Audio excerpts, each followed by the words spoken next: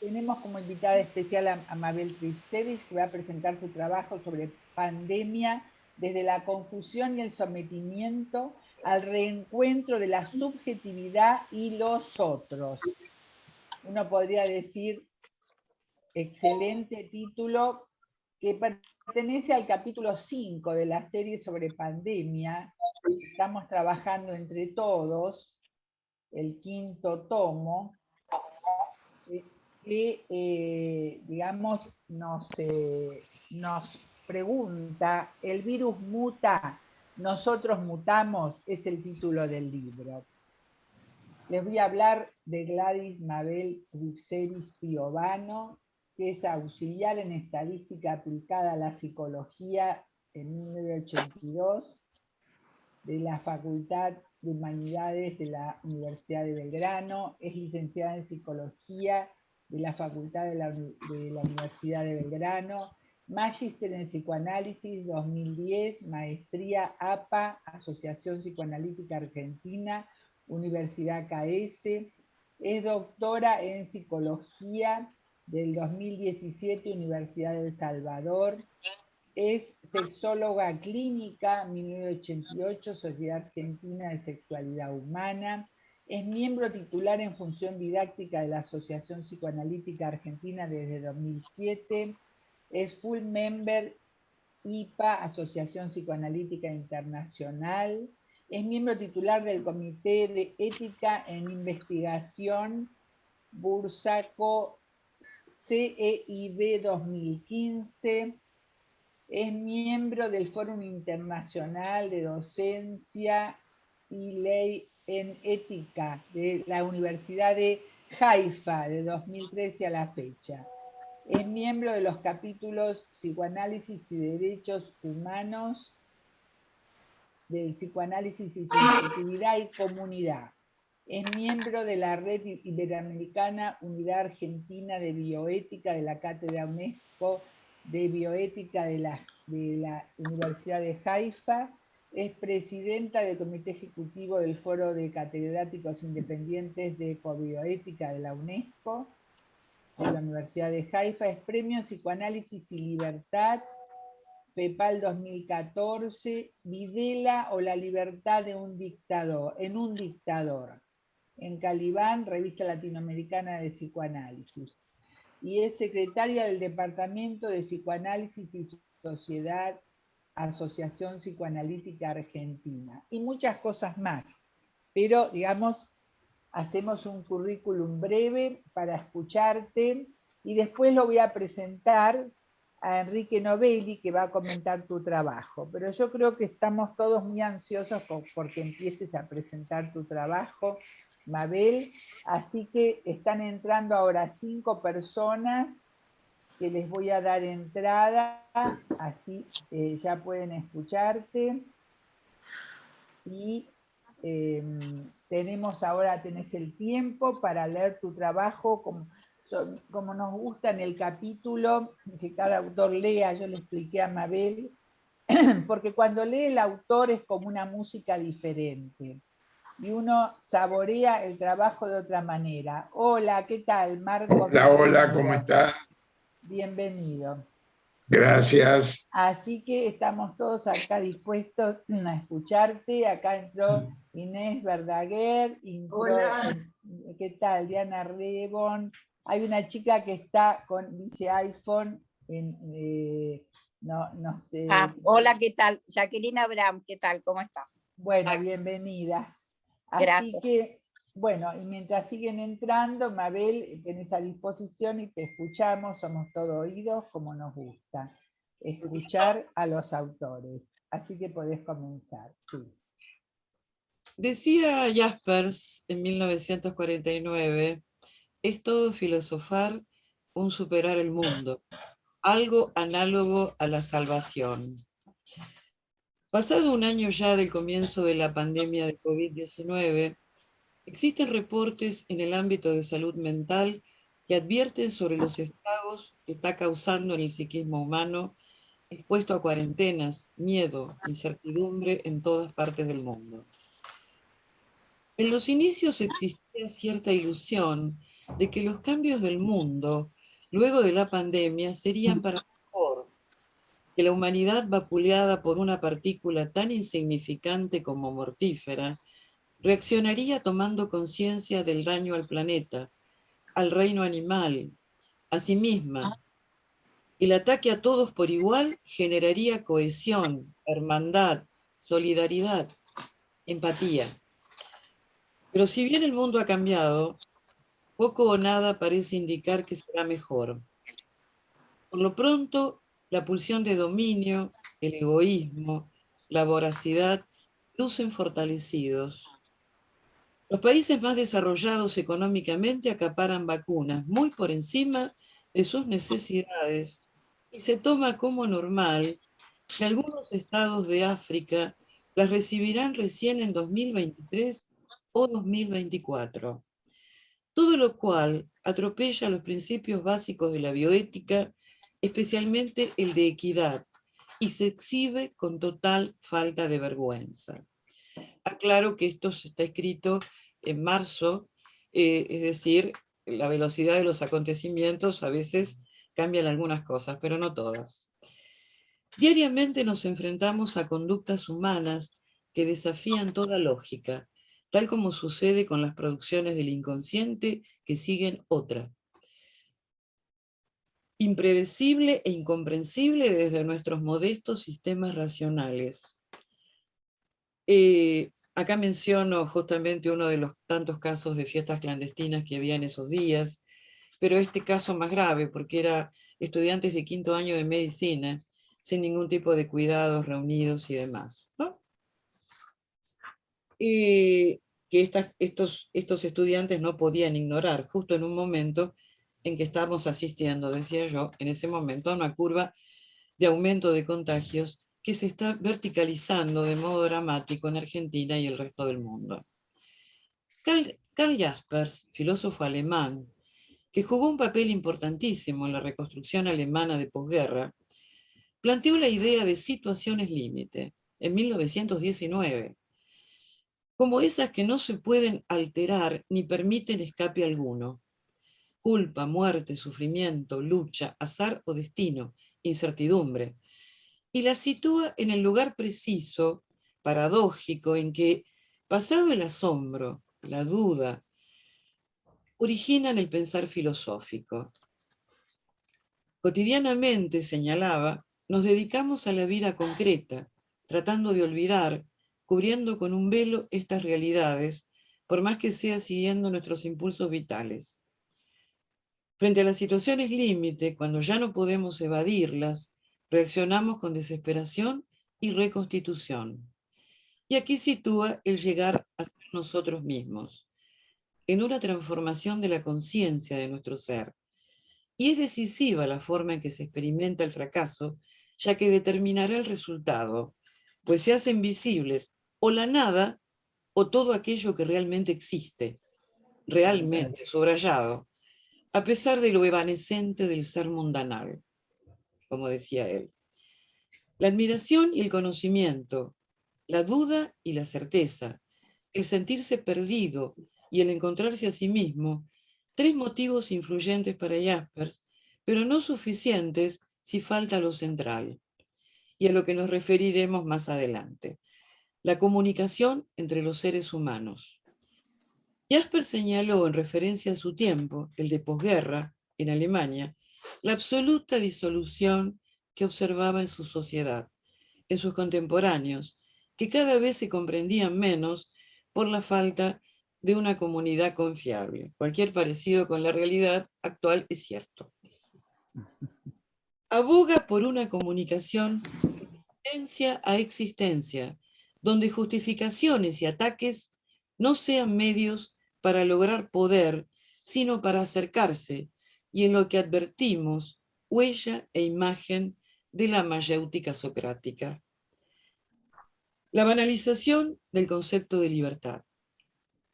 Si algo parece evidente, es que la pandemia ha desnudado la distorsión del concepto de libertad en Occidente. ¿Habrá sido siempre así y no lo advertimos?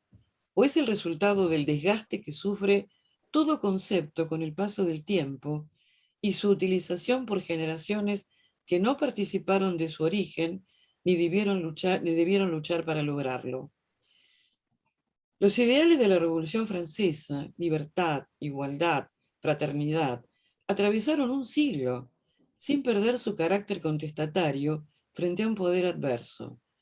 Cuando el liberalismo advino y se desarrolló en Europa, fue revolucionario, y su concepto de libertad trajo aparejados movimientos independentistas en toda América hispana y en lo que hoy es Estados Unidos. A lo largo de toda Europa, inspiró las revoluciones contra el absolutismo, reinstalado luego del Congreso de Viena de 1815, que más allá de sus resultados inmediatos, marcó impronta de un mundo hambriento de mayores derechos y libertades, sustentada en fuertes teorías políticas que nutrirían el siglo XX. Pero hoy se usa anárquicamente. En todo el mundo se observa la reivindicación de una libertad perdida reclamada a los gobiernos que, equivocados o no, tratan de salvar vidas como pueden, y contra ellos se esgrime una rebeldía digna de mejores destinos en un movimiento de desplazamiento que confunde al agresor, la pandemia, con la autoridad y el deber de los estados. Así, la violación de las restricciones, como el distanciamiento social, barbijos, etc., parece ser la respuesta compulsiva. Fiestas clandestinas, multitudinarias, aún con representantes de grupos de riesgo. Sin ningún tipo de cuidados, en todo el mundo emergen reclamos de que se está atacando la libertad individual. Ahora bien, ¿a qué tipo de libertad refieren estos reclamos? Ya que hay muchos. Si rastreamos las diferentes definiciones del concepto, libertad de cultos, de prensa, de expresión, de transitar, etc., advertimos que se trata de uno muy complejo, ya que fue necesario especificar el tipo y a lo largo de la historia fueron esgrimidos muchos de ellos no contemplados previamente.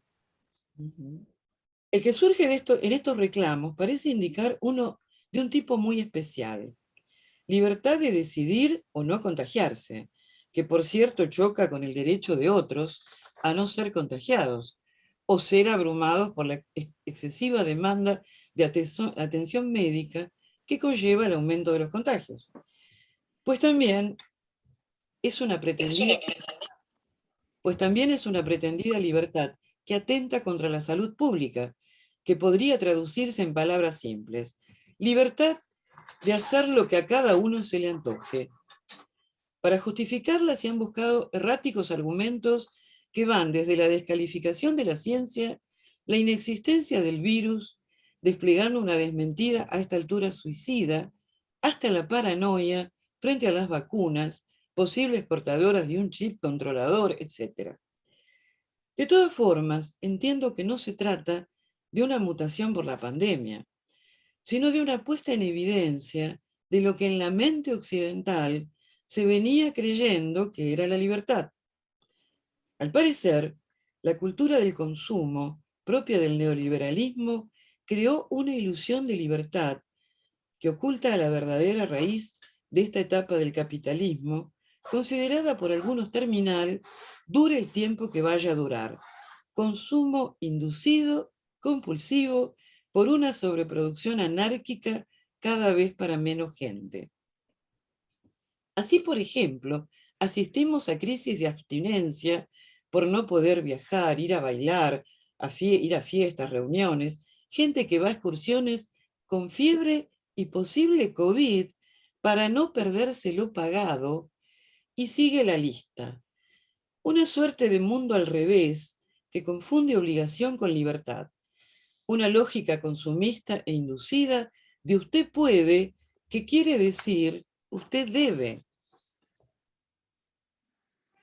Y los nuevos velos denunciados por Jaspers en 1949, prodigados alegremente por los que apelan a todo con tal de promover consumo y alejan cada vez más a los seres humanos de su única luz propia, su subjetividad, haciéndoles creer que están decidiendo cuando solo obedecen. A propósito de esto, Stanley, profesor de Filosofía del Lenguaje en la Universidad de Yale, señala que precisamente el fascismo funciona consiguiendo subvertir significados y que las mismas libertades de la democracia se vuelvan en su contra, sin decir abiertamente cuánto perjudicará a tantas personas, enmascarando la desestabilización que se propone en altos ideales como la defensa de la libertad, campañas anticorrupción, etc. Es típico esto último, condenar la corrupción del país del que se quieren apoderar cuando ellos son los más corruptos. En Alemania, después de instalar la conciencia, en la conciencia colectiva, que democracia y corrupción eran sinónimos, los nazis implementaron un sistema ultracorrupto y todos sabemos lo que fue, además de corrupto. El Estado fascista busca desarticular el Estado de Derecho para reemplazarlo por los mandatos de los distintos dirigentes o líderes del partido, pero enarbolando altos ideales que prenden rápidamente, por ejemplo el de la libertad. ¿Quién podría oponerse? Conocer el mundo, viajar, ¿quién lo rechazaría? Que el virus no existe, ¿quién no desearía que fuese cierto? Este sutil enmascaramiento de la realidad porta elementos mortíferos en tiempos como este, de una pandemia que amenaza a toda la población del planeta con una partícula ínfima en progresión a virus que necesita precisamente nuestra dotación humana para ser tal y sobrevivir. Nuestra biología, nuestros contactos físicos, nuestros añorados besos, abrazos, el volver a sentirnos. Pero para que todo eso vuelva, hay un tiempo de espera que no parece ser tolerado por la mayoría de los anhelantes. Otro aspecto importante es cómo se instaló esta distorsión del concepto de libertad en el tema de las vacunas, al punto de hacer creer que ignorando científicamente todo sobre ellas, se debía tener derecho, entre comillas, a elegir cuál aplicarse, no habiéndose cuestionado jamás los reclamantes el tipo recibido en toda su historia vacunatoria, e ignorando las cuestiones de marketing que instalan estos temas solo por intereses económicos. Lo más sorprendente y hasta risueño en la desconfianza o directamente el rechazo de la vacuna rusa, por ejemplo, fue la persistencia de la Guerra Fría en la mente de muchos argentinos, y no argentinos, como si lo ignorarán, que finalizó con la caída del muro en 1989.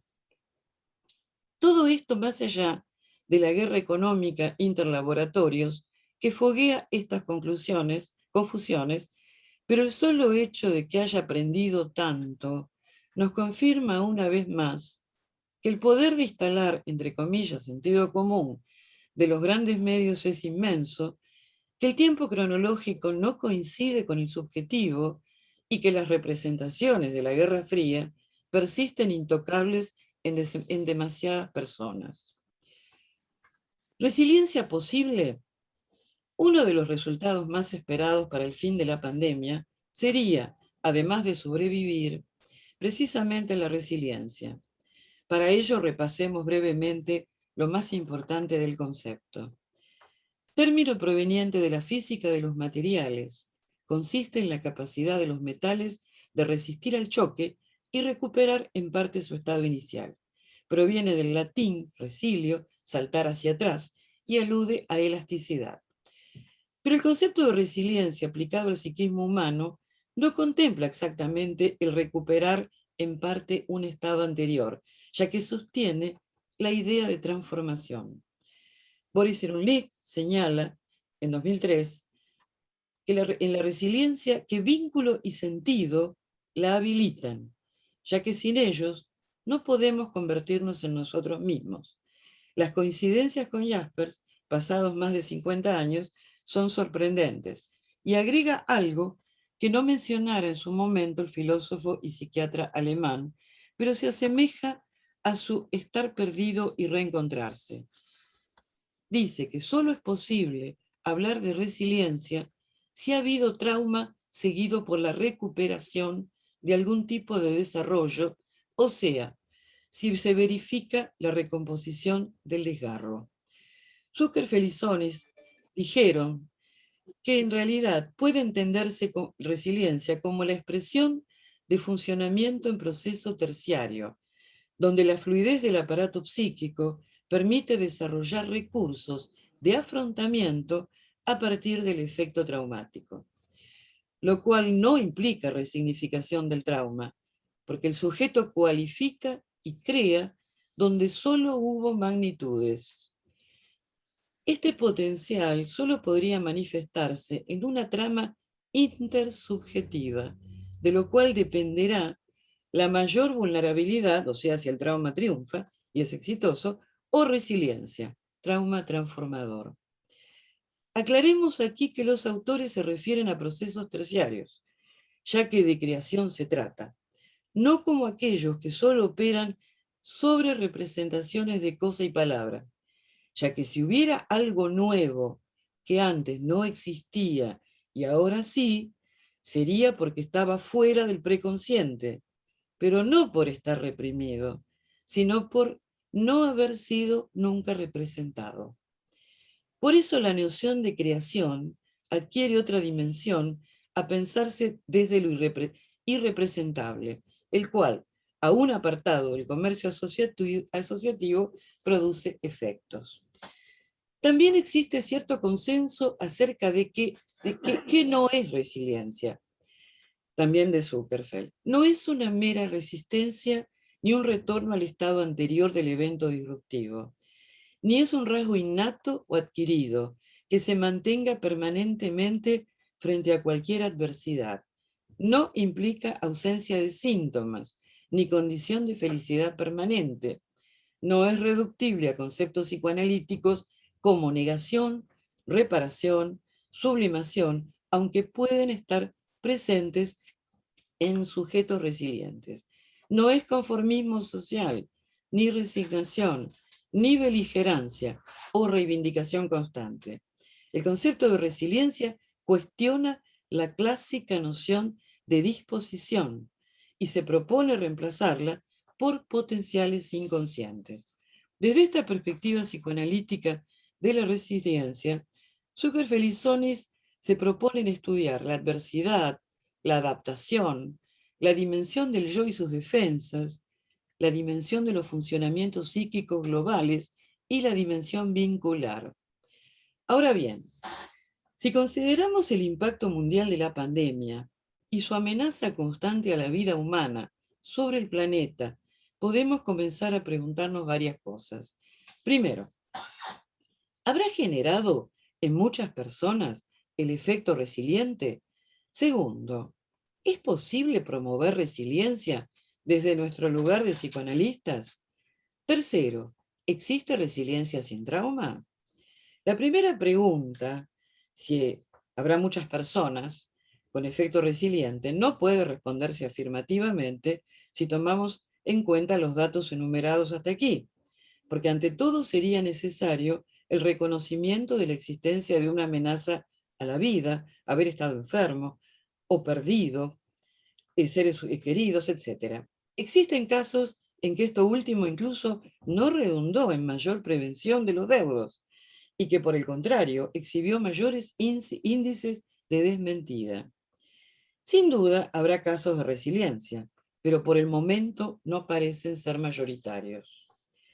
A propósito de la segunda pregunta, o sea, si es posible promover resiliencia, Emiliano Galende sostuvo que no se trata de un programa educativo, sino que en la resiliencia se debe actuar sobre las formas de vínculos sociales existentes, potenciando estas capacidades reflexivas sobre la realidad cotidiana. El lazo social mínimo, encontrar un amigo en la adversidad, genera condiciones para que cada adversidad se constituya como acontecimiento y no solo como un desastre a sufrir pasivamente y solo. Y en esto coinciden todos los autores. Es necesario el tutor, el vínculo intersubjetivo. Galende sostiene que una estrategia de desarrollo de factores de resiliencia debe basarse en grupos que mantengan una interacción continua. En esto podemos ya señalar la profusión de contactos virtuales que se fueron dando en las instituciones y agrupaciones psicoanalíticas, por ejemplo, que no se sometieron a la presencialidad como única forma de trabajo y que funcionaron y funcionan por esto mismo también a modo de contención de sus miembros, que podemos seguir trabajando a modo online, no solo con los pacientes, sino con nuestros colegas. Los vínculos afectivos no solo no desaparecieron, sino que en muchos casos se fortalecieron al amparo de una virtualidad que parece haber potenciado cierta espontaneidad, tal vez desde la conciencia de la necesidad del otro, o como se vio en ciertos ejercicios de autopercepción de los que muchos de nosotros participamos en líneas no psicoanalíticas, en los que, anulada una parte del cuerpo voluntariamente, se descubrían habilidades ocultas en el resto. Ignoro qué sucede en otras profesiones u oficios, pero ya podemos afirmar entonces, siguiendo a Galende, que en salud mental se está dando este trabajo de desarrollar en gran medida factores de resiliencia.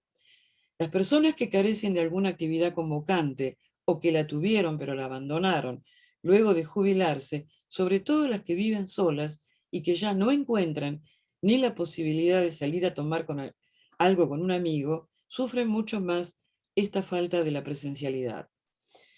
Para Galende, la percepción de la realidad social implica una valoración que parte de la estructura de la subjetividad, ideal del yo, superyo, valor de la autoridad, la ley, y simultáneamente de los grandes sistemas de construcción de sentido relacionados con su interpretación de la realidad, los fundamentos religiosos, doctrinas nacionales, ideologías, atravesando estos condicionantes de la autoridad y del sentido. El sujeto obtiene la capacidad reflexiva y crítica, afirmando su autonomía y sosteniendo su interpretación de la realidad social. El ideal de un sujeto autónomo y racional, reflexivo y crítico, será también un sujeto con capacidad resiliente, ya que la creatividad, el enriquecimiento subjetivo, la capacidad de acción racional dependen en gran parte de tener estas capacidades reflexivas y críticas. Fuera de todo determinismo, plantea que lo esencial estará en las interacciones específicas del sujeto dotado de esas capacidades con su ambiente. Si faltan, habrá adaptación pasiva o sumisa, ya sea por sometimiento a la autoridad, etc., como los ejemplos de personas, por ejemplo, que señalan que cumplieron objetivos y hacen cursos de ese tipo. Para la resiliencia es necesario pensar en la cultura y en los caracteres del individuo resiliente. Por ejemplo, aclara que el valor de las religiones no está dado por la verdad de la fe, sino por la cohesión que ejerce sobre los creyentes, los cuales adquieren fuerza de la idea religiosa y del sentimiento de estar integrados a un grupo. Es la fuerza de las ideas, el deseo de realizarlas y los sentimientos que se desarrollan en el grupo lo que facilita el poder resiliente. O sea, la resiliencia no está en los genes, sino en las ideas, ambiciones humanas y el lazo social. La adaptación, la resignación y el fatalismo son obstáculos para la resiliencia. Resiliente es quien no se resigna a reproducir las condiciones existentes. Su ambición crea el cambio posible y esto ya lo cambia a él o a ella y también a su grupo inmediato. Como decíamos anteriormente, si pensamos en la escasez de sujetos críticos y reflexivos, como señala Galende, la esperanza de hallar resiliencia se acota. Respecto de la tercera pregunta, acerca de si es posible la resiliencia sin trauma, algunos autores consideran que no. Zuckerfeld, incluso en comunicación privada conmigo, sostiene que sí es posible. Y personalmente, a propósito de la investigación para mi tesis de doctorado sobre damnificados de desaparición forzada durante la década del 70 en Argentina, encontré casos que no presentaban indicadores de lo traumático, pero sí resiliencia. Existían los llamados objetos cometabolizadores, que jugaban el papel de tutor de resiliencia y abarcaban el ámbito de lo intersubjetivo necesario para su presencia, además de otros factores como el de formar parte de los políticos, lo que llamó Primo Levi, ¿sí? En la trilogía de Auschwitz, lo llamó los políticos, que eran aquellos capaces, por su formación y comprensión de la historia del mundo y el funcionamiento del mundo, de entender lo que estaba sucediendo, hablamos de los campos de concentración, obviamente, más allá de su experiencia inmediata. Estos políticos, entre comillas, sería lo que Galende llama los seres críticos y reflexivos resilientes. Que esté relacionado, pero no sea imprescindible la presencia de trauma en la resiliencia, allana el camino, ya que entonces la presencia del tutor, el vínculo intersubjetivo y la capacidad de ser críticos y reflexivos ocuparán el lugar princeps para la promoción de resiliencia, lo cual ilumina en algo el camino a transitar, prolongado aún hasta que termine la amenaza y comencemos a reconstruir lo que habrá quedado del mundo, que ya no será igual, pero para mal, o esperemos para bien, nosotros tampoco. Gracias. Bueno, ahora en realidad habría que desmutearse para aplaudirte y agradecerte muchísimo el trabajo que abre a muchos interrogantes y abre para que sigamos con los siguientes tomos, como se dice, ¿no? Es decir, realmente traes un tema súper importante para todos y me permito ahora presentarlo a Enrique Novelli. En realidad estaba acá con Enrique tratando de armar el currículum, que es un currículum muy extenso, ¿no? Es miembro titular de la APA, de la IPA, es doctor en psicología, es miembro del Foro Internacional de Docentes en Haifa, es docente investigador de la Universidad de Morón, es director de la unidad académica de la Red Iberoamericana de Ecobioética y muchas cosas más que no me dice, pero que todos lo conocemos muy bien. Así que, Enrique Novelli, te vamos a escuchar y después daremos paso a la intervención de todos nuestra querida audiencia, ¿no? Que siempre nos acompaña. Así que te escuchamos, Enrique. Y les pido a todos que se apaguen ahora. Yo de pronto hago de censora, pero los apago para que se escuchen mejor. Está bien. Bueno, antes que nada quiero agradecerles la invitación a participar en esta actividad, sobre todo particularmente a Mabel Tripsey, que se arriesgó a pedirme que le haga el comentario del trabajo, ¿no es cierto? Y fundamentalmente el tema de poder estar entre amigos como para disfrutar de este escrito de Mabel Tripsey, que a mi gusto, ¿no es cierto?, sin que se lo mencione, digamos, muy específicamente, tiene como la posibilidad de distintas entradas, distintos puntos de vista.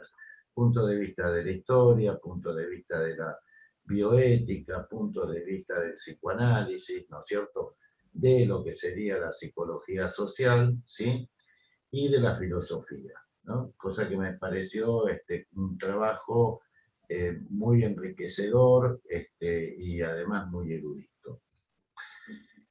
En la introducción del trabajo, la autora señala que las situaciones límites que irrumpen sorpresivamente en la comunidad humana, y en la actual pandemia tiene esa característica, promueven efectos de desregulación en los vínculos humanos, sometiendo a las personas a sensaciones de miedo, incertidumbre y soledad. En esas situaciones, y tomo como ejemplo la actual pandemia, muestra la irrupción de otro virus, el de la miserabilidad de ciertos sectores que intentan el lucro para beneficio de pocos en detrimento de la mayoría de la población mundial, que está contrapuesta a los argumentos mercantilistas, ¿no es cierto?, a ultranza. Esta situación inequitativa que borra principios bioéticos utiliza las brechas sociales promovidas por la desmentida de la gravedad de la irrupción de la pandemia, y es una brecha aprovechada, sostenida, intensificada y quizá, ¿por qué no?, creada por ciertos sectores de poder, como si persiguieran el cumplimiento del refrán "a río revuelto, ganancia de pescadores". Ante ese lamentable panorama, la autora propone, siguiendo a Jasper, restablecer la conexión intersubjetiva, la comunicación de existencia a existencia, es decir, la comunicación de persona humana a persona humana, ¿no es cierto? Es decir, una conexión que reconozca al semejante sin posicionarlo como mero objeto desinvestido, con la finalidad de instalar una comunidad humana confiable. En el punto donde trabaja el concepto de libertad, acá la autora discurre sobre la banalización y degradación del concepto de libertad. Y sostiene que la libertad en el ser humano es un sentimiento, y como tal va más allá del concepto o del término que lo designa. Con esta concepción, la doctora Tripcevich señala algunas de las causas que modulan y encapsulan la libertad individual responsable con el semejante. Y una de esas causas es la imposición de aparentes, entre comillas, valores culturales. Por ejemplo, ¿es libertad adquirir objetos accesorios sintiendo, entre comillas, la necesidad de poseerlos a fin de obtener determinada imagen en lo social? ¿Cuánto de esta necesidad es impuesta por el mercado del consumismo? En relación a esos interrogantes, la autora considera, siguiendo a Galende, que derivan de la carencia de reflexión crítica y que lo que acontece con los objetos accesorios publicitados por el mercado también es válido aplicarlo a la venta de conceptos con los que nadie puede estar en desacuerdo. El ejemplo es el concepto de libertad. Pero que son utilizados en realidad como máscaras que ocultan las intenciones de poder para poder establecer fundamentalismo, captar seguidores que lo apoyen a ultranza. Seguidores que sin reflexión crítica adhieren a supuestos ideales y concepciones de mercados que se oponen a otras concepciones con la finalidad de obtener los sillones del poder. Aquí cabría interrogarse, ¿por qué? ¿Poder? ¿Poder qué? ¿Poder para qué? ¿Para el bien común? ¿Para una comunidad humana más justa y equitativa? Las respuestas a esos interrogantes solo devendrán de la reflexión crítica y de la comunicación de existencia a existencia. ¿Para qué? Para obtener la posibilidad de una comunidad humana más equitativa y confiable. En el apartado sobre resiliencia, ¿sí?, de la doctora Tripcevich, plantea claramente cuáles son las herramientas útiles para lograr la creación de espacios intersubjetivos que posicionen a las personas no como meros retransmisores de lo dado impuesto, y las ubique como agentes de transformación de sus realidades generadoras de nuevos espacios adecuados tanto para sí como para los otros, haciendo referencia, en suma, para generar cambios en pro de la humanidad y del medio ambiente. Haciendo referencia a Galende, señala que la percepción de la realidad social implica una valoración derivada de la estructura subjetiva del sujeto humano, que incluye ideal del yo, superyo, valor de la autoridad, las instituciones, la ley, además de los grandes sistemas de construcción de sentido que están relacionados con las interpretaciones de la realidad. Por ejemplo, ideas religiosas, doctrinas nacionales, fundamentalismos, ideologías, etc. Sostiene que atravesando por estos condicionantes de la autoridad y del sentido, el sujeto puede obtener capacidad reflexiva y crítica, y afirma su autonomía y sostiene su interpretación de la realidad social. Es decir, la capacidad reflexiva adviene de la articulación de factores del entorno social y de la propia producción psíquica, lo cual posibilita en los sujetos humanos la instalación de la capacidad resiliente. Y esto los posiciona como sujetos autónomos y racionales. Es decir, que sin caer en una concepción determinista, la doctora Tripsey sostiene que lo esencial proviene de las interacciones específicas de esas capacidades del sujeto en relación con el ambiente. Si esas interacciones faltan, habrá adaptación pasiva o sumisa por sometimiento a lo inoculado desde los sectores que venden aparentes valores, ¿no es cierto?, que funcionan como pantallas encubridoras que atentan contra la capacidad reflexiva crítica.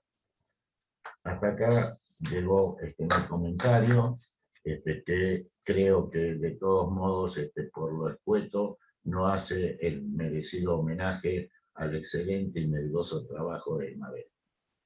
Gracias. Muchísimas gracias, Enrique, muchísimas gracias. Realmente, porque todo va sumando al trabajo de Mabel.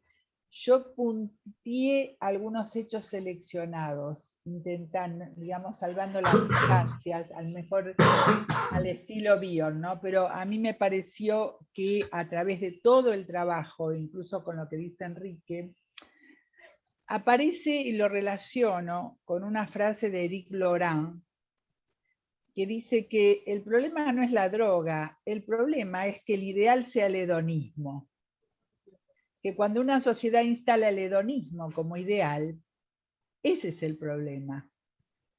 No es los objetos para lograr, digamos, ese hedonismo, ¿no? Y yo estoy trabajando ese tema ahora para el sexto tomo e incluso para el séptimo.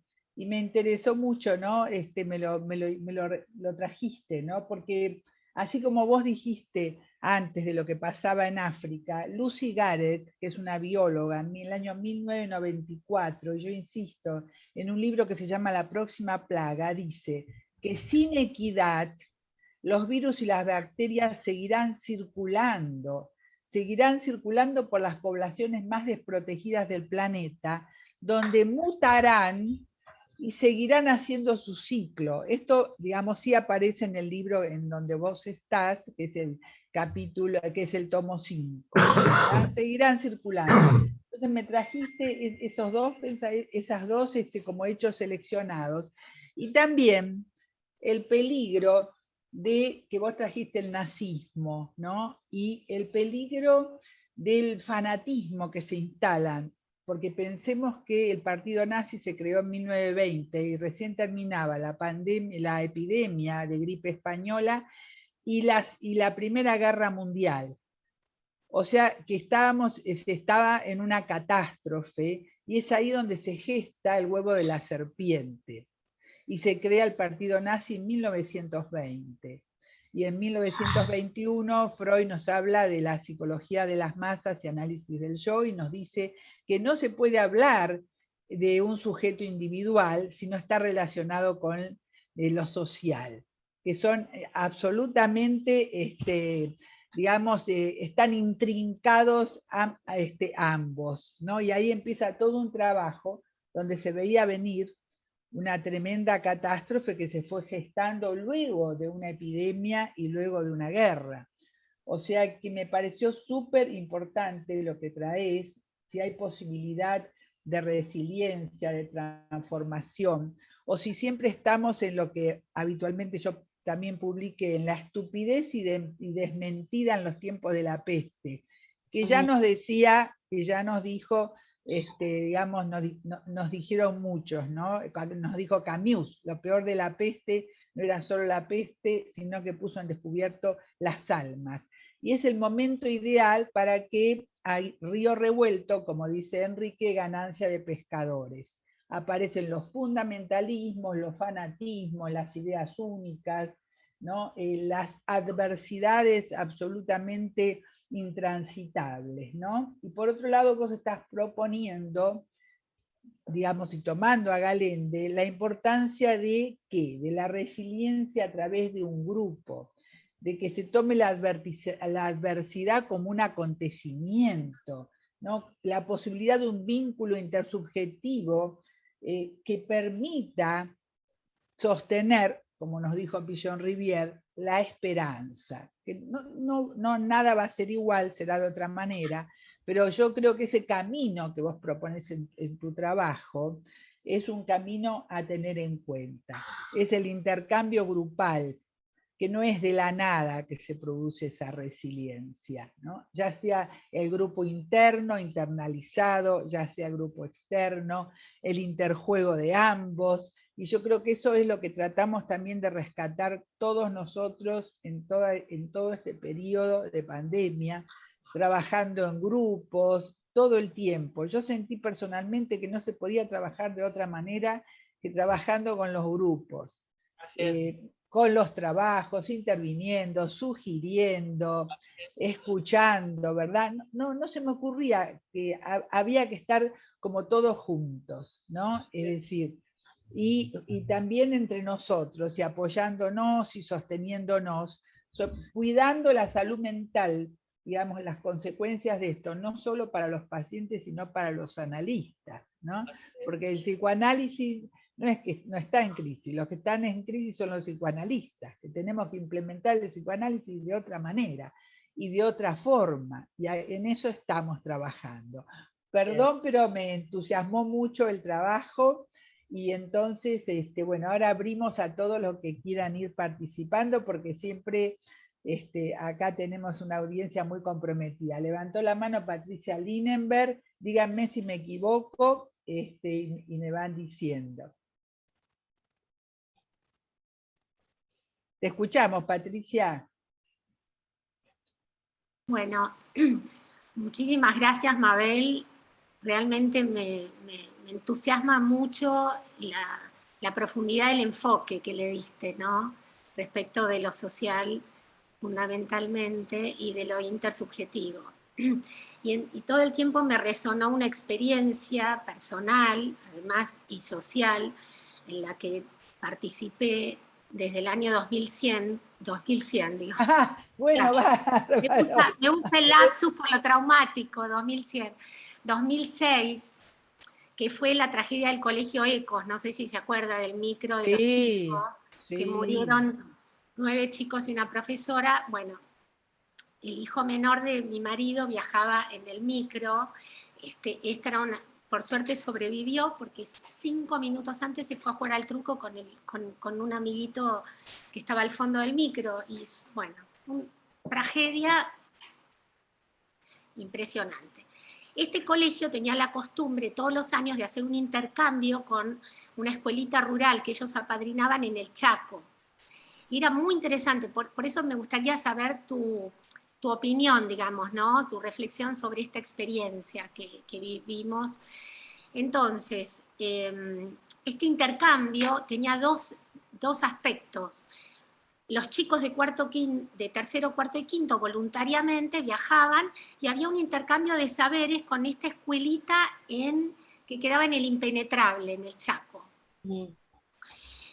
Este grupo hizo un mural que decía, todos somos, todos fuimos, todos somos, todos podemos ser.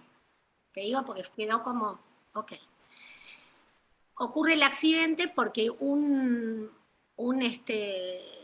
bueno, estaba borracho totalmente, iba así, digamos, un camionero, el micro hace una mala maniobra, en vez de irse para la derecha, digamos, se va para la izquierda, muy bien, así fue el accidente. A partir de ese momento nos juntamos en mi casa primero, después en otras casas de los papás que habían perdido a sus hijos. Y empezamos a pensar cómo trabajar con esto. Entonces, realmente al principio, por supuesto, el aplanamiento del pensamiento era, nosotros, mi marido y yo éramos los únicos papás de un sobreviviente, todos los demás habían perdido a sus hijos, uno de sus hijos. Entonces, fue tan fuerte esta experiencia social, digamos, se produjeron tantas cosas que justamente este viernes es el 8 de octubre, que es el Día del Estudiante Solidario, que se instituyó a partir del trabajo de este grupo.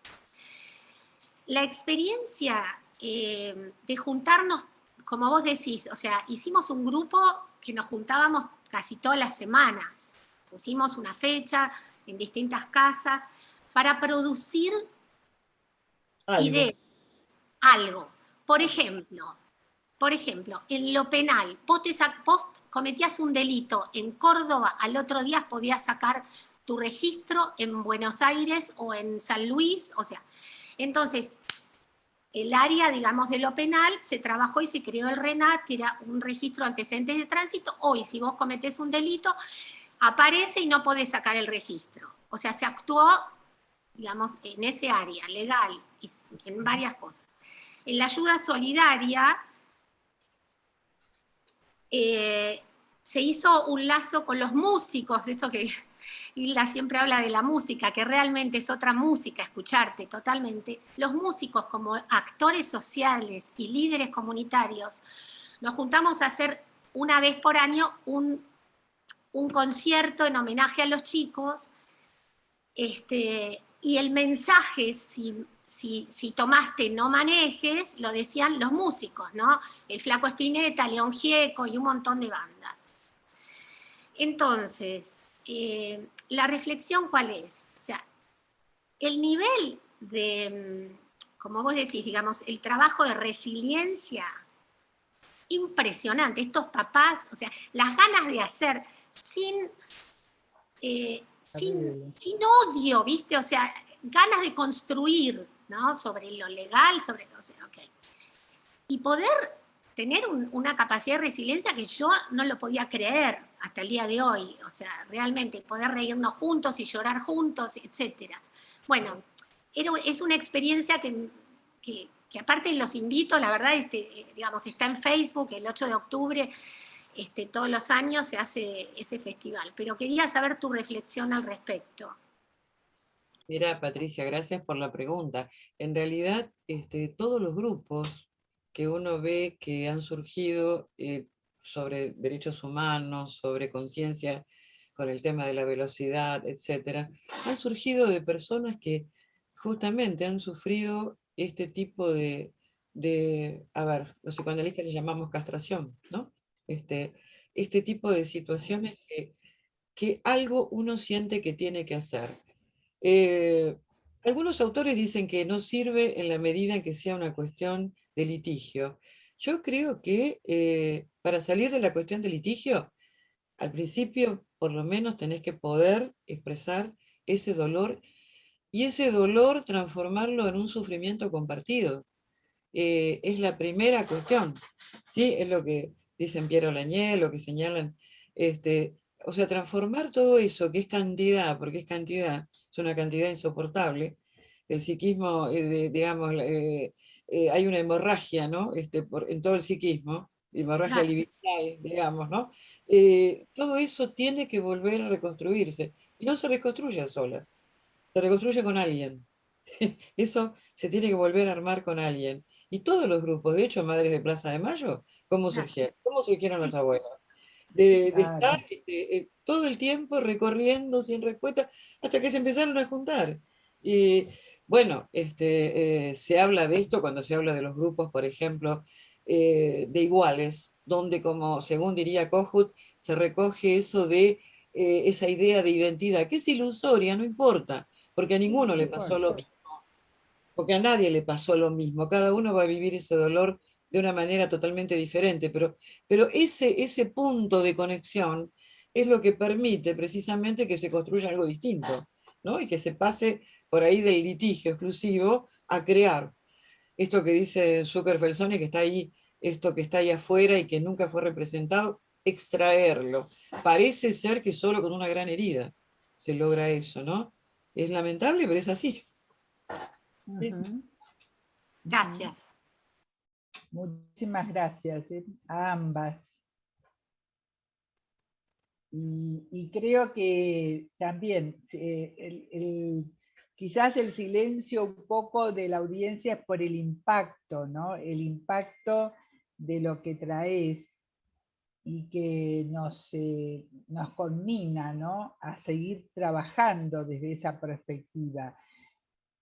Por ejemplo, en otro tipo de casos, como trajo Patricia el tema del colegio, ante la muerte de un chico en el colegio en un accidente, habían consultado los padres, habían consultado digamos, la novia de ese chico, qué se podría hacer. Y entonces el director del colegio dijo, llenar la casa de adolescentes, que se junten todos, no importa para qué, se van a reír, van a llorar, van a gritar, van a romper cosas, van a escuchar música, pero que se junten todos durante bastante tiempo, ¿no? Que los más cercanos al chico que había muerto no quedasen solos, pero que se junten los adolescentes de la misma edad, porque ellos tienen una manera de comunicarse que los adultos no podemos alcanzar.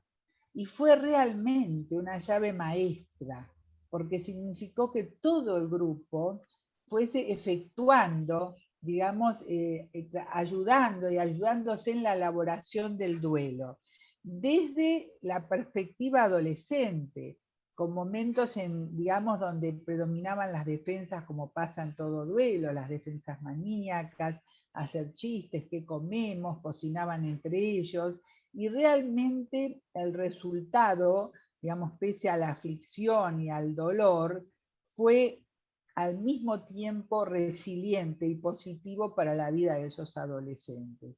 Muy diferente en otros casos donde eso no sucedió. Y cada uno se quedaba encerrado en su casa con su dolor o hablando con adultos que no pueden llegar a transmitir eso que en el grupo ellos se transmitían entre sí. Y esto lo tenemos que tener muy presente en nuestro trabajo, ¿no? Es decir, nuestras limitaciones, porque aceptando nuestras limitaciones es que podemos abrir más campos de trabajo, más campos de alcance, aceptando las limitaciones. Sí, Enrique, te escuchamos.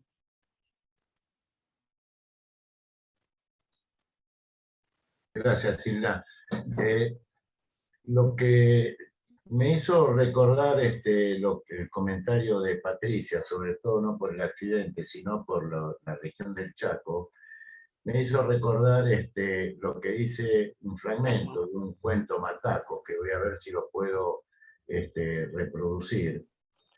Pero dice que en una región del Chaco, que era una región de caza, ¿no es cierto?, convivían distintos pueblos, ¿sí?, que tenían lenguas, algunas semejantes y otras no tan parecidas, ¿sí?, pero que en el intercambio que tenían entre ellos, ¿sí?, pudieron lograr establecer una comunidad en donde se respetaba a cada una de las personas, ¿no es cierto?, aunque sean con lenguajes diferentes, y por otro lado respetar el ambiente, como para la producción de todos.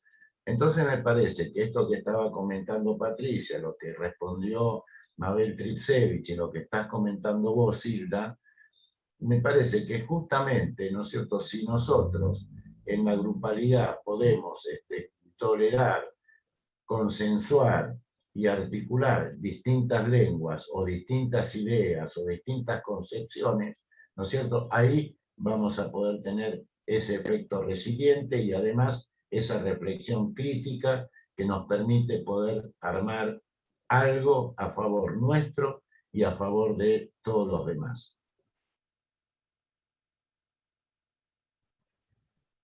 Gracias, Enrique. Alicia, te escuchamos. Desmuteate, Ali. Bueno, ante todo, muchísimas gracias por las intervenciones. La verdad, Mabel, es un trabajo maravilloso y los comentarios de Enrique y de Patricia muy conmovedores, ¿no? Vos, Mabel, citaste a Piera y yo recordaba unos comentarios de ella cuando decía que el mayor ataque a la constitución de la subjetividad era o cuando todo cambiaba o cuando nada cambiaba, ¿no? Entonces pensaba en cómo debe ser nuestra tarea, porque como analistas es importante que podamos sostener unos puntos de almohadillado para que el sujeto que fue nunca deje de ser tal, el que deje de ser ese, ¿no? Ese que la identificación simbólica pone en determinado lugar. En ese sentido, en relación al comentario de Patricia, pensaba que esos padres que vivieron una tragedia terrible, pero seguían siendo los padres de los chicos de la escuela ECO, ¿no? Y que tal vez ese punto de unión facilitó que no se desintegren psicológicamente, que no se desarmen. También pensaba, y tomando en relación un tema que trae Piera, que muchas veces cuando todo cambia, ¿no?, que la gente se transforma en especies de robotitos dependientes que están a la espera de un líder que los rescate o que los salve. Y bueno, vos hablaste del nazismo post-epidemia de la gripe española o posguerra, ¿no? Como que esa necesidad de búsqueda de un líder salvador convirtió a todos en perfectos robots que seguían al líder. Por eso me parece que nuestra tarea en épocas tan difíciles tiene que ver con que cada uno pueda conservar lo que hace a su identidad más profunda, y de ahí va a poder hacer muchas cosas, ¿no? El tema del proceso terciario, bueno, me parece maravilloso, ¿no? Haber puesto el foco en ese proceso. Bueno, muchísimas gracias. Es esperable inclusive, perdón, Sí, sí. voy a contestar, es comparable inclusive lo que está sucediendo, porque en todo el mundo hay mucha movilización, ¿no? Que esperemos que no suceda lo mismo que hace un siglo, porque hace un siglo fue el desastre de la como decía Hilda, la Primera Guerra, ¿sí? Terminó en 1918, luego viene la llamada gripe española, que fue la primera pandemia, aunque no tan extendida como esta, ¿no? Porque esta viajó en avión, ¿no? Esta fue más rápida, y todo a una velocidad donde no nos daba tiempo para reaccionar, ¿no es cierto? Pero Hilda mencionó el nazismo, sí, sin duda, pero miremos el mapa de Europa. ¿Dónde se dio la Primera Guerra? Miremos qué pasó en esos países. No fue solamente Alemania, fue Italia, fue España. Portugal. Esa guerra, en esos lugares, en esos países que fueron, digamos, la zona donde se desarrolló esta guerra, Japón, inclusive en 1924 ya había muerto Lenin, y lo que había sido la Revolución Rusa se transforma en el estalinismo, porque Stalin se encargó de matar a toda la cúpula, a todos sus adversarios. Entonces vos mirás el mapa y vas a ver que todos los totalitarismos aparecieron en Europa en ese momento. O sea, todos buscando ese macho alfa o el padre de la horda, no sé cómo lo llamaríamos nosotros, que nos proteja de los desastres que habían sucedido. Bueno, algo de eso estamos viendo en estos tiempos, ¿no? Donde parece que gritar, dar voces de mando, insultar, parece que convoca a una humanidad que se siente muy indefensa, ¿no? Y que por otro lado desmiente el riesgo y el peligro, ¿no? ¿Sí? Sí, Sí. a la estupidez y la desmentida en tiempos de la peste, como digo yo, ¿no? Así Y te agradezco mucho también, Ali, porque, bueno, Bion sostiene que para que se produzca un cambio en el sentido de la evolución, ¿no? O sea, que no sea una catástrofe, hay que soportar la violencia, hay que soportar la turbulencia, pero hay que tener un punto de invariancia. Claro. Y el punto de invariancia, como también vos decís que lo dice Piedra, ese punto de invariancia, en nuestro caso fue la mirada psicoanalítica, el trabajar entre todos y también la publicación, llegar, como dice bien, a la publicación de todo lo que trabajamos, que es el punto de invariancia en la mirada psicoanalítica, desde esa mirada, que de alguna forma nos permitía sostener eso que vos decís de la identidad, ¿no? Como para poder afrontar la tormenta que todavía seguimos afrontando. Ahí está Marcos Tabachnik de Abdeva, que nos pidió la palabra. Bienvenido, Marcos. Bueno, hola, ¿qué tal? Gracias. Gracias por las ponencias. La verdad es un mediodía muy enriquecedor. Es un buen alimento para este quehacer nuestro de ser psicoanalistas, porque de alguna manera estaba pensando que esto abre un poco la puerta a pensar los efectos de la pandemia, o sea, a pensar y a repensar. Es interesante pensarlo desde una perspectiva que me parece importante, de los traumas acumulativos, de Masood Khan, winnicottiano, bueno, el hijo predilecto de Winnicott, no era un winnicottiano así nomás, el tema de los traumas acumulativos, porque realmente esta situación de la desmentida o de las desmentidas, porque una cosa es el trauma temprano y otra son los traumas que uno ha aprendido a lo largo de la vida a ir pasando y evolucionando gracias a esos microtraumas. Y otra cosa es la situación traumática patológica con la desmentida. Y evidentemente con esta cuestión de la pandemia, el mundo occidental ha tenido demasiadas desmentidas como para complicarnos la existencia. Nosotros creo que de alguna manera somos, no sé si privilegiados, pero hemos encontrado quizás a las ciertas riquezas de nuestros mundos internos respectivos, poder no perdernos en la situación y además de eso salir en la ayuda del mundo que nos rodea, no solamente de los pacientes que ya teníamos, sino a través de las actividades de fomentar los lazos sociales, cosa que está recién empezando. Somos psicoanalistas que hemos abandonado nuestro apoltronamiento histórico para salir a la calle. Pero creo que todo esto es una enseñanza, como todos dicen, realmente esto ya no es un hacia adelante y tenemos que repensarlo, porque el tema de resiliencia tiene una historia de, más que nada, de la Segunda Guerra Mundial. Ahí es donde empieza. Los analistas tardamos apenas 50 años en tomar en cuenta esto, pero bueno, los tiempos son de distintas maneras, esto para reflexionar entre nosotros, ¿no? O sea, como históricamente también hemos mirado para otro lado por distintos motivos. Bueno, creo que en sentido de eso, que muchas gracias, les agradezco la presentación, especialmente a vos, Mabel, y a Enrique, si no me equivoco, sí, Enrique, y a todos los colegas que estamos repensando esta situación. Me tengo que retirar. Un cariño para todos y gracias nuevamente por la invitación.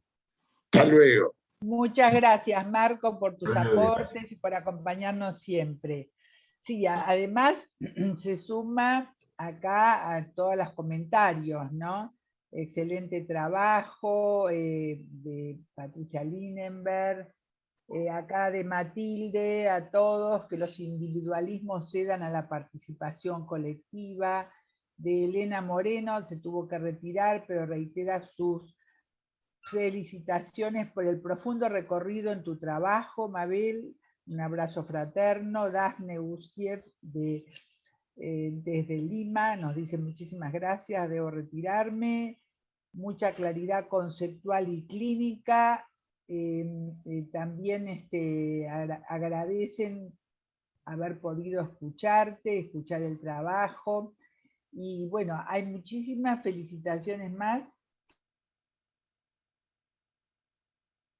Mirta Iwan, de hacer una pausa para escucharnos y preguntarnos unos a otros qué nos ha sucedido, y yo diría qué nos está sucediendo, no negar el dolor ni nuestra fragilidad. Se hacen necesarias, dice Mirta Iwan, las políticas de cuidado para poder convivir asumiendo las pérdidas reales y simbólicas. Perla Marbash dice excelentes exposiciones, felicitaciones a todos. Así que bueno, por lo visto ha tenido muchísima repercusión tu trabajo, y sigue abriendo a preguntas y sigue abriendo a los libros que siguen, ¿no? Porque realmente el que sigue es psicoanálisis en pandemia, caos, fronteras complejas, horizontes inciertos, ¿no?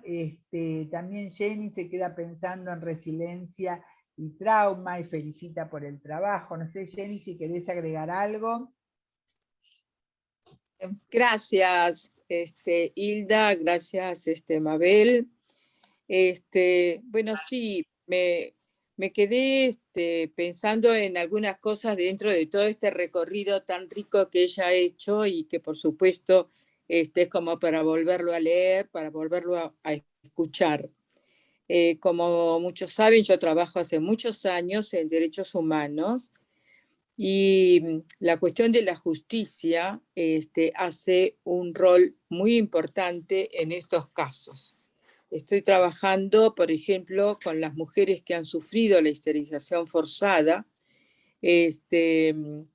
traumas que han quedado desde hace más de 30 años atrás, sin embargo, siguen intactos. Otros casos, por ejemplo, de las desapariciones forzadas. Perdón, Jenny, hablaste de esterilización forzada, ¿no? Sí. Fue un plan que hubo acá en la época de Fujimori, ¿no es cierto? Bueno, una cosa un tanto irrisoria, ¿no? Para bajar a los pobres, ¿viste? Había que tener menos pobres. Pero bueno, eso es un tema un tema político y discutible. Pero la esterilización forzada ha sido un drama para muchas familias, especialmente en cuestiones culturales.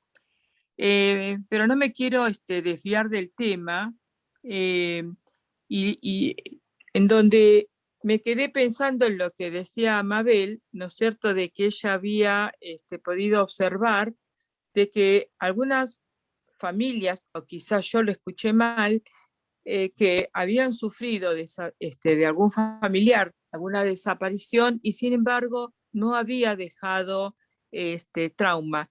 Quisiera saber si es que yo escuché mal, porque hasta ahora, viste, en 30 años de trabajo, no he encontrado una cosa así, sino que siempre, viste, hay un duelo constante cuando no se ha podido tener un rito sobre ¿no? la cuestión funeraria. Yo creo que a veces también es el entorno cultural en donde suceden estas cosas. Entonces no sé si Mabel nos podría ampliar un poco esto. Desde ya, muchísimas gracias, ha sido muy enriquecedor, y bueno. ¿Qué tal, Jenny? Gracias. Gracias, muy bien. Gracias. Mira, el tema, mira, uno de los problemas con los que yo me encontré cuando empecé a hacer mi tesis de doctorado, era que todas las personas, yo no hice trabajo con familiares que sufrieron la desaparición de un ser querido, no. Yo hice Ujú. trabajo con personas sobrevivientes de, Ya, de la desaparición forzada, ¿sí? Habían ya, ok. o sea, Ujú. estaban vivos ellos, ¿sí? No familiares, ¿sí? O amigos, no, personas que Ah, estuvieron en primera persona en los típicos ya, campos de concentración de la Argentina en la década del 70, que no ya, empezó en el 76, sino que empezó antes. Yo tengo casos de antes, incluso del Operativo Independencia, que fue en 1975, ¿sí? ah, bueno. En febrero. Bien, respecto del tema de trauma o no trauma, esta es una discusión teórica que yo la tuve, la mayoría de los autores sostiene que sí, resiliencia requiere trauma previo.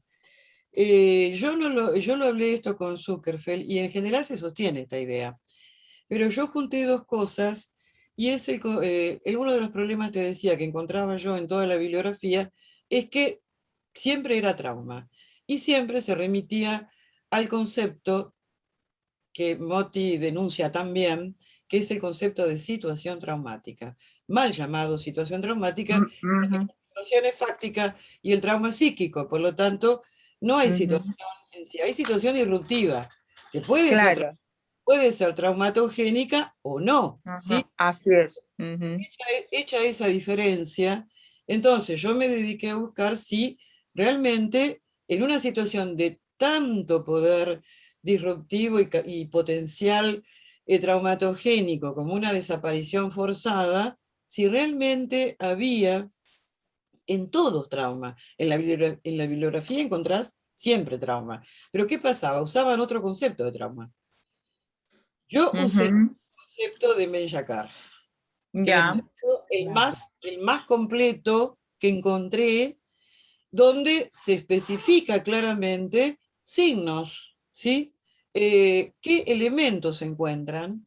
¿Cuáles? mm, Y si aparecen o no, que él lo llama indicadores de lo traumático, ¿sí? ajá, exacto. Yo Ujú. encontré casos donde esto no existía, donde no había resiliencia y no había trauma. Y hablándolo con Zuckerfeld, él me dijo que efectivamente ellos seguían sosteniendo el tema de trauma, porque cuando se empieza a conocer, como pasa con todos los conceptos, cuando se empieza a conocer el concepto de trauma, ¿qué pasaba? Empieza el estilo Moria Kazan, y yo soy resiliente porque yo superé tal cosa. No Sí. tiene nada que ver. Mm, ¿Sí? Empieza a banalizarse el concepto de resiliencia. exacto. Y vos superaste el pisotón que te dio fulano y sos resiliente. No tiene nada que ver. ¿Sí? Mm, Entonces, él me decía que no, que efectivamente no era necesario, que bastaba que hubiera habido una situación altamente disruptiva, ¿no? Como para que hubiera generado esa movilización y que en compañía de un tutor se diera la posibilidad de resiliencia. El tutor es el otro, es ese- la mayéutica socrática, es el otro con el que hablamos, el que hace parir ajá,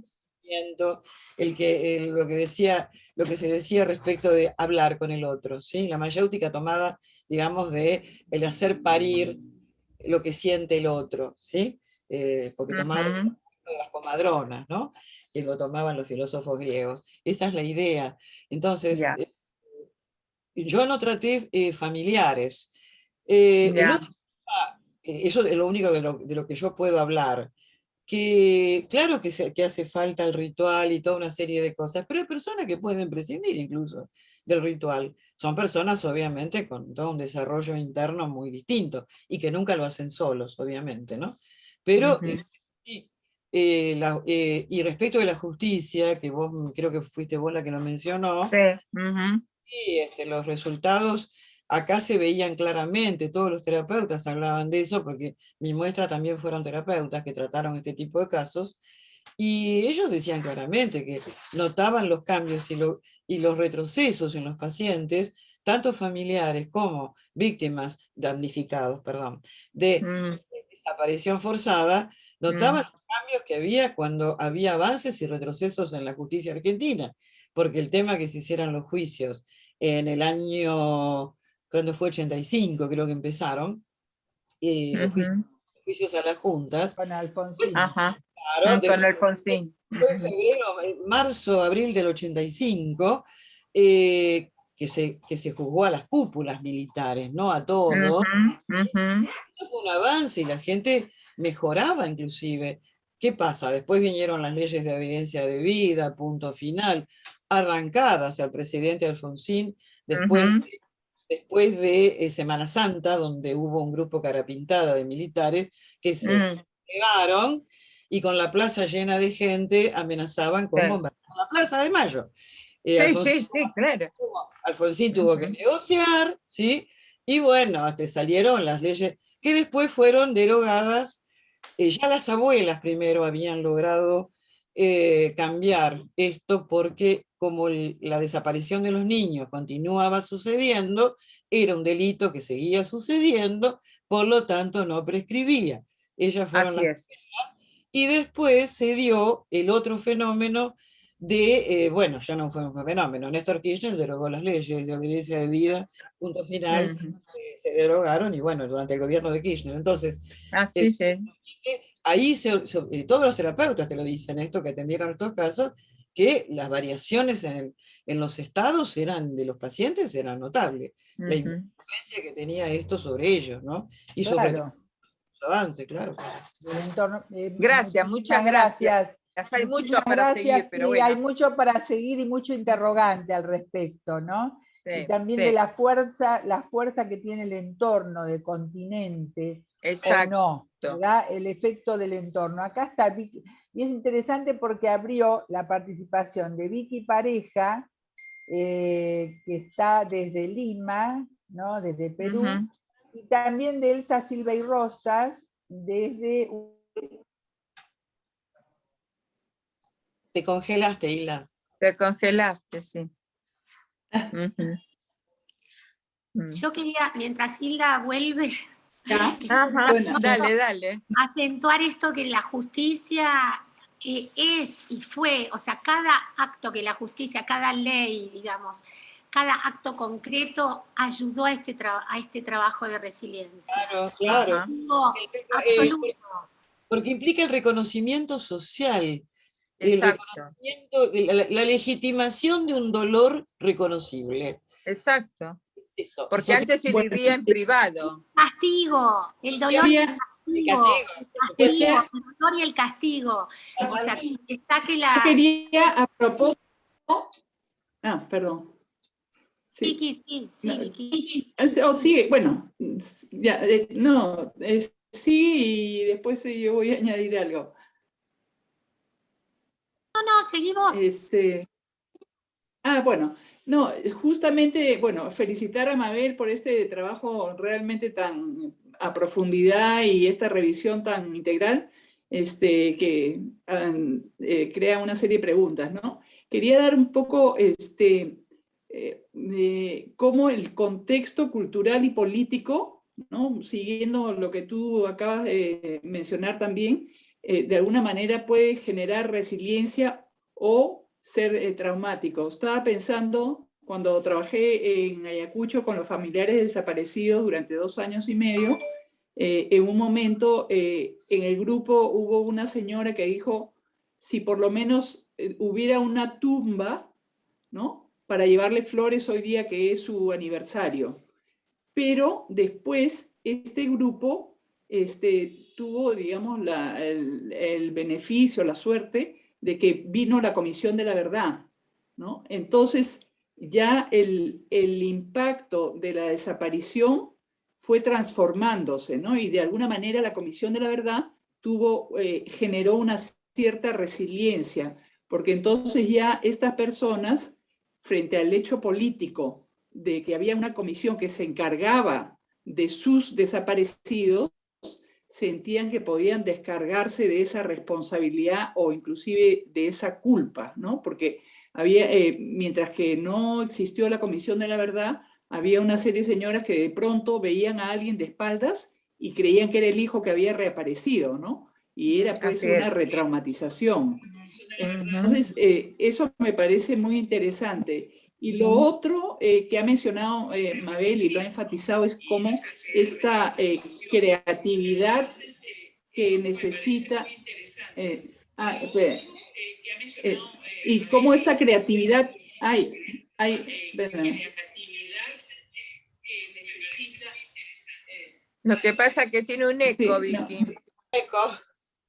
Ya. No, y lo otro que has enfatizado, Mabel, es cómo esta creatividad se genera básicamente en el vínculo, ¿no? Me hizo pensar en el título del libro de Cyrulnik, El amor que nos cura, ¿no? Entonces, no solamente el amor en el sentido de enamorarse, sino en el sentido de el amor en los vínculos en general, ¿no? Y la importancia que estos grupos también generan esta resiliencia.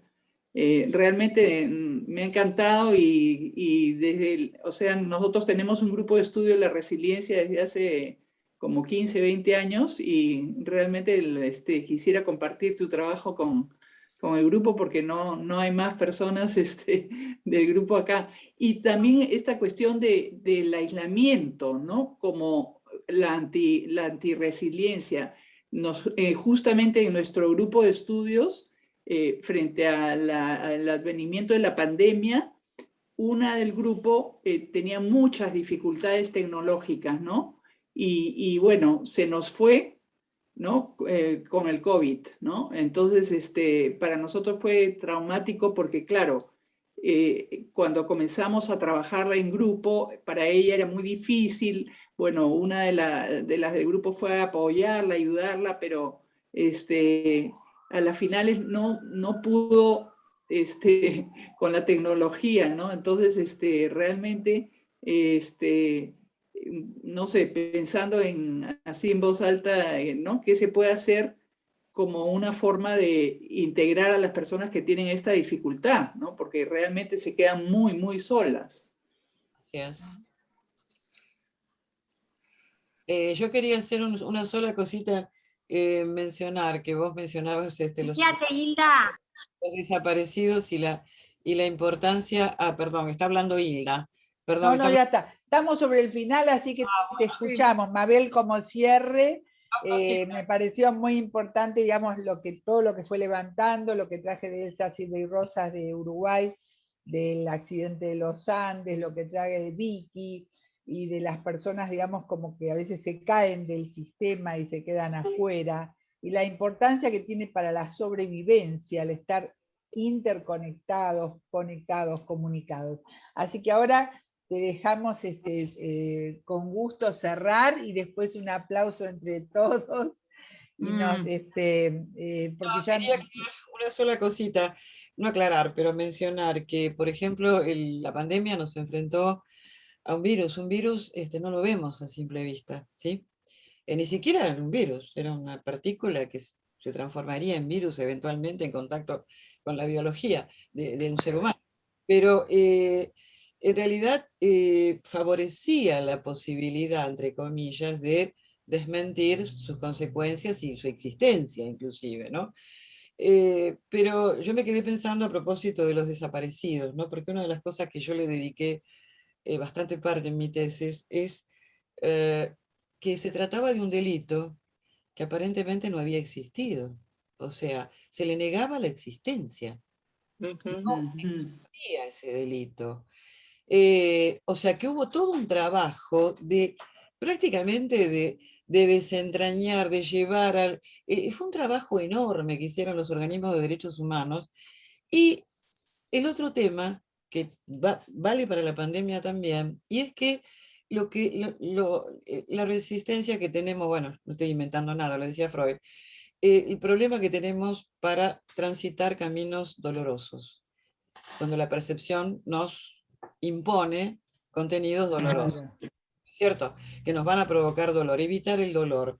De los desaparecidos no queríamos saber. La realidad es esa, me incluyo.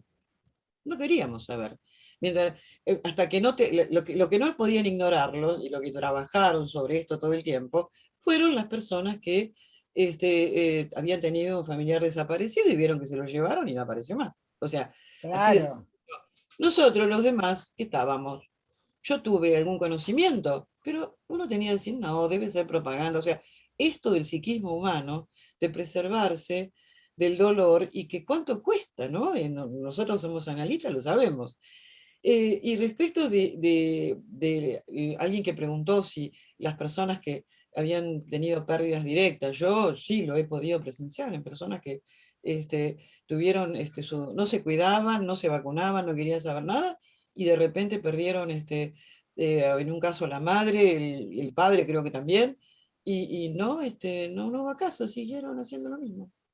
O sea, esto de seguir desmintiendo, psiquismo humano.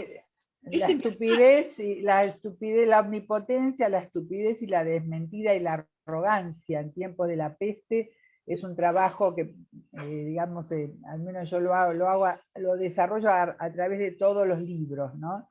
No, en mi caso el tema de los desaparecidos sí, estaba muy presente por todos los familiares que desaparecieron, pero realmente con el tema de la pandemia sí se pudo ver que aún así, aunque tuvieran una persona, costaba, digamos, enfrentarse a ese dolor por el poco espacio que se tiene para soportar el dolor psíquico y el sufrimiento. Y hay algo que hay que tener en cuenta, así como es peligroso no sentir el dolor físico, porque uno, digamos, no se trata, también es muy peligroso no sentir el dolor psíquico. Tal cual. Es decir, también es muy peligroso, y eso lo observamos en épocas que yo denomino donde predomina el hedonismo como ideal y objetivo de vida. Pasala bien. Entonces no hay espacio para el dolor psíquico, pero sabemos que así como el dolor físico, no tenerlo nos expone a peores sufrimientos y catástrofes, ¿no? Así Es es. decir, o sea que es algo que, bueno, mira todo lo que ha movido, así que no sé, Vicky, si vos querías decir algo. Acá está Miguel Pareja, que también se quiere conectar con Vicky, porque tiene el mismo apellido, ya lo haré. Así que estamos muy agradecidos, realmente. Sí, te escuchamos, Vicky. Sí. No, que un poco este concepto que ha surgido, digamos, con mucha popularidad durante la pandemia, que es el de reinventarse, ¿no? Entonces, no sé, lo pongo así sobre la mesa y a ver qué pensaban. Sí, acá pongo esta pregunta y acá una pregunta que hace, que hace Miguel Ángel Pareja, que dice que quería comunicarse con Vicky Pareja y que le dice a Mabel, no puedo dejar de hacer esta pregunta. Hay un estudio similar realizado sobre las víctimas del terrorismo desatado en Argentina durante los años 60 y 70. Tal vez puede responderse en otro. Bueno, en otro encuentro, no lo sé. ¿Es una pregunta? Sí, está en el chat. Sí, es medio una pregunta. Digo, lo que yo encontré en mi rastreo fue un estudio. Hay trabajos, pero estudios sistemáticos, es decir, estudios con metodología de investigación, etcétera, yo encontré solo uno y era distinto el mío en cuanto a que juntaba tanto damnificados directos de desaparición forzada o cárcel, acá no estaba diferenciado, más familiares, o sea que lo juntaba a todos. Yo me dediqué exclusivamente a las personas que habían estado desaparecidas. Lo único que encontré trabajos, sí, de todo tipo, pero no pasan de un caso, reflexiones, etc. Es lo que yo encontré. Sí, es cierto que lo decís vos en el primer trabajo que publicás en esta serie, vos hablás de eso, sí, en el primer trabajo que publicaste, creo que en el tomo 2, ¿no? Así que bueno, tenemos mucho para seguir trabajando. Nos vamos a reunir el miércoles que viene, es sorpresa la presentación todavía de quién va a presentar, pero ya lo vamos a comunicar, así que nos resta realmente, Mabel, un aplauso y un gran agradecimiento a vos y a Enrique. Gracias. Y a todos los que participaron, como siempre, con entusiasmo. Nos vamos despidiendo.